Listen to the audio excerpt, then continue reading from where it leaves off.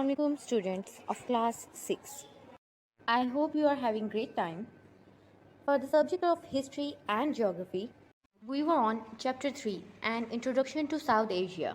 In the previous lecture, we have started discussing the issues in South Asia. Let's continue the topic with regional conflicts on page 26. South Asia के ममालिक के दरमियान long standing disputes हैं और इस खत्े में जंगें भी हो चुकी हैं। कश्मीर और बांग्लादेश के मसाइल पर पाकिस्तान और भारत के दरमियान 1947 से अब तक 3 जंगें हो चुकी हैं। इसी तरह भारत के चीन के साथ भी तनाज़ात रहे हैं और एक बार श्रीलंका के साथ भी जंगों में बहुत से लोग मारे जा चुके हैं और कीमती अमलाक डिस्ट्रॉय हो जाती हैं। अगर इन ममालिक के दरमियान तनाज़ात को जंग की बजाय बातचीत और माहदे के ज़रिए हल किया जाए तो तजारती और पुरअमन सरगर्मियों में इजाफ़ा हो सकता है, जिससे खित्ते के लोगों को मज़ीद खुशी मिलेगी।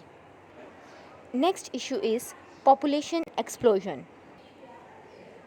अगर किसी मुल्क की आबादी उसके कुदरती वसाइल से ज़्यादा हो जाए तो इससे मसाइल पैदा हो सकते हैं, क्योंकि लोगों को मुनासिब खुराक, रिहाइश और तालीम नहीं मिलेगी। साउथ एशिया के ममालिक बिलखसूस पाकिस्तान और इंडिया में आबादी अपने कुदरती वसाइल से कहीं ज़्यादा हो चुकी है और इसकी वजह से बेशुमार मसाइल पैदा हो चुके हैं। Third issue on this page is women's rights and problems, यानी ख़वातीन के हकूक़ और मसाइल। हर साल बहुत सी ख़वातीन बच्चों को जन्म देते हुए मर जाती हैं क्योंकि मुनासिब तिब्बी सहूलियात मुयस्सर नहीं हैं। ताहम ज़्यादातर इलाकों में सूरत हाल तेज़ी से चेंज हो रही है। मिसाल के तौर पर श्रीलंका ने विलादत के दौरान मरने वाली ख़वातीन की तादाद को कम करने में कुछ बड़ी पेशरफ्त की है। ख़वातीन के लिए एक और मसला उनके हकूक़ से मुतालिक है।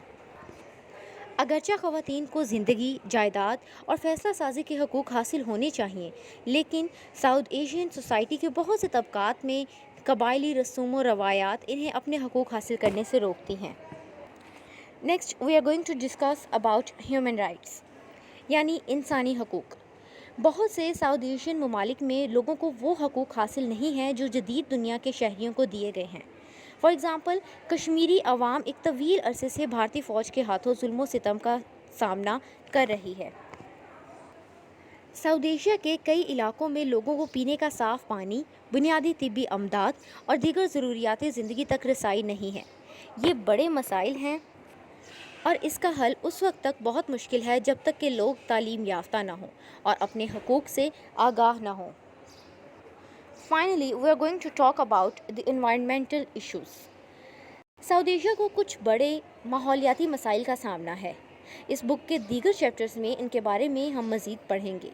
इन मसाइल में water pollution, air pollution, deforestation यानी जंगलात की कटाई, डेजर्टिफिकेशन यानी ज़रख़ेज़ ज़मीन का सहरा में तब्दील होना, extinction of species like dying out of an entire kind of animal, ये सब इसमें शामिल हैं। इसके अलावा साउथ एशिया दीगर माहौलियाती मसाइल से दोचार है और ये मसाइल पूरी दुनिया को दरपेश हैं, जैसे ग्लोबल वार्मिंग यानी दर्जा हरारत में इजाफ़ा और कुदरती वसाइल का ख़त्म होना। इसलिए हमें अपने वसाइल को दानिशमंदी से इस्तेमाल करने की ज़रूरत है ताकि हम इनको ख़त्म ना कर दें। So these are some of the important issues in South Asia. In exercise on page 27, we have question number 5 that is related to today's topic. What are some of South Asia's major issues?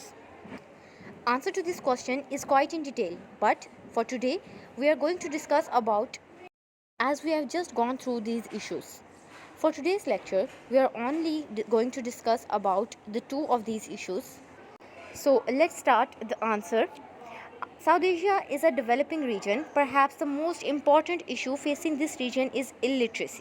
Other issues that are related to this central issue in one way to another are regional conflict, population explosion, issues of women's rights, human rights, and environmental issues. Some detail of these issues are as follows. First of all, let's discuss literacy. Literacy rate is very low in the countries of South Asia except in Maldives because most of the people are illiterate. It is difficult for them to change according to the changing world. Number 2, regional conflict. Many countries in South Asia have long-standing disputes and there have been wars destroying life and property. Remember students, this is not the complete answer. We will be discussing the other part of this answer in the next lecture.